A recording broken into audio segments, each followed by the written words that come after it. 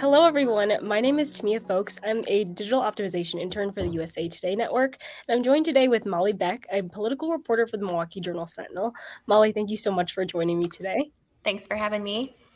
And I really wanted to use this opportunity to break down the Gableman general election review and just talk to you a little bit about that case and why it is important.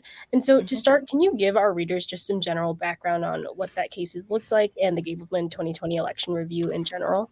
Sure. So last year at the Republican State Convention, Assembly Speaker Robin Vos, he announced a review of the 2020 election. And this announcement came just a few hours after former President Donald Trump released a statement criticizing Voss and other legislative leaders for not doing more to look into his election loss in Wisconsin in 2020. At that convention, he announced that former Supreme Court Justice Michael Gableman would lead this review of the election. Largely, that it has not revealed anything new that we didn't know already before, and taxpayers have spent more than $1 million at this point for the review. You mentioned a little bit earlier how taxpayers' dollars are contributing to this review. And so, can you share a little bit about how this impacts voters perhaps on a daily basis or maybe even in the long term?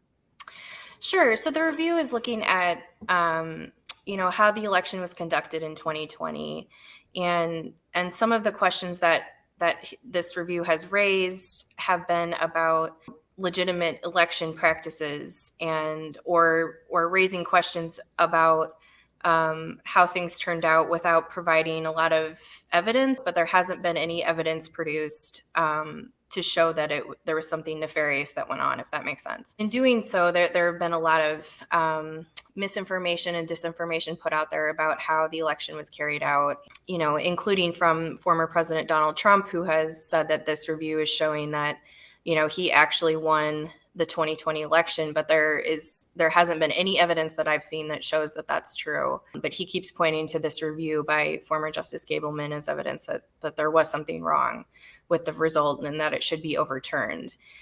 Definitely. And this conversation really did start, as you mentioned, when former President Donald Trump started to indicate that the election might be illegitimate or rigged.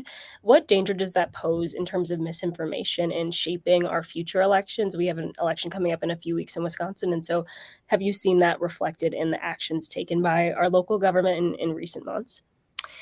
I mean, the conversation about what was going to happen in the November 2020 election. I mean, the former president started raising doubts about our election system before his loss here. He started talking about absentee ballots before the election took place. And, after the election result, ballots were counted and it showed that he had fewer ballots than Joe Biden. He also said that, he actually won the election and has continued to claim that. That has put more scrutiny on election clerks and, how a ballot is, requested and the process it takes to be counted. Definitely. And I'm wondering, has the process of this investigation, has that made people more distrustful in any way? You mentioned that, again, taxpayer dollars are involved in this, and also that there hasn't been much evidence found of election tampering or fraud. So how does that kind of tie together in the conversation about voter trust? I've talked to some Republican voters who don't feel like their ballot will be properly counted or handled, and attribute that to some of the things they're hearing from the Gableman review and everything and the conversation around that. It keeps alive these issues that nobody has found evidence to support, and that continues today.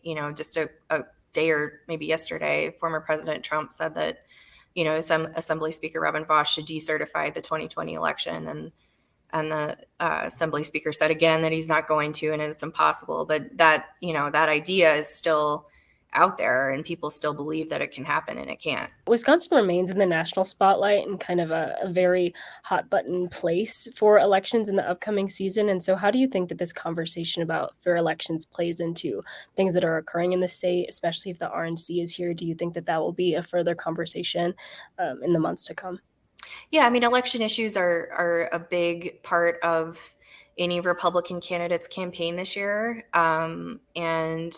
and also on the Democratic side too. You see the Democratic governor Tony Evers is running on the election-related bills that he vetoed from the Republican-controlled legislature. And on the flip side, you see Republicans, you know, campaigning for a Republican governor to defeat Governor Evers because of those election bills that he vetoed. So it's, you know, both the election issue is, you know, very top of mind on every campaign going on practically in Wisconsin right now.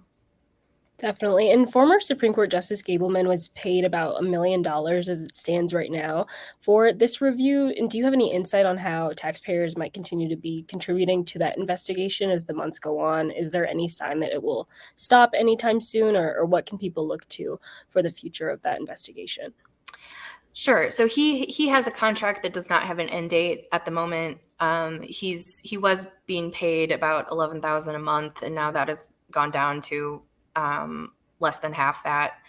But taxpayers are still paying for his, you know, his monthly salary, and they'll also be paying for the legal costs associated with the lawsuits that have been brought related to the review. And it's hard to say, you know, how long that'll go because lawsuits can go through the courts, you know, for months or over a year. So there's really not, we don't really know when the review will technically end. Thank you so much for sharing your time with us. We know you're super busy up at the Capitol and appreciate it. Thank you. Thank you.